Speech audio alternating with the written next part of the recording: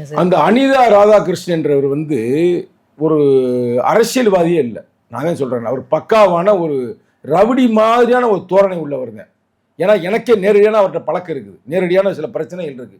எப்படின்னு கேளுங்க, அதை முக்கியமாக சொல்கிறேன் இந்த நேரத்தில். அப்போ தான் இந்த கருத்துக்கு வரும். அப்போ யாரும் தெரியும். ஏன்னா அவர் இன்னைக்கு ஒரு பேட்டி கொடுக்குறாரு.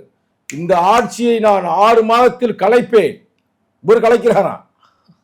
அதுக்கு வந்து முருகன் மேலே சாட்சியா, திருச்செந்தூர் முருகன் மேல் சாட்சி அப்படின்றாரு.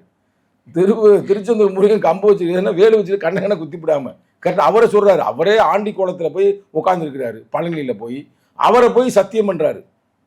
ஏங்க, மக்களால் தேர்ந்தெடுக்கப்பட்டது, அதை உனக்கு கலைக்கிறதுக்கு என்ன உனக்கு அருகதை இருக்குது?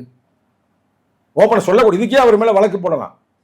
டிவிக்கே இருக்கின்ற எம்எல்ஏக்களை தரக்குறைவாக அவர் பேசியிருக்கிறார். என்ன பேசியிருக்கிறான்னா, நீங்கள் பூரா கஞ்சா குடிக்கீங்க, போதை வஸ்துகள் பயன்படுத்துவாங்க, திரிஷாவை தவறாக பேசியிருக்கிறார். அதே மாதிரி அவங்க மனைவி சங்கீதாவை தவறாக பேசியிருக்கிறார்.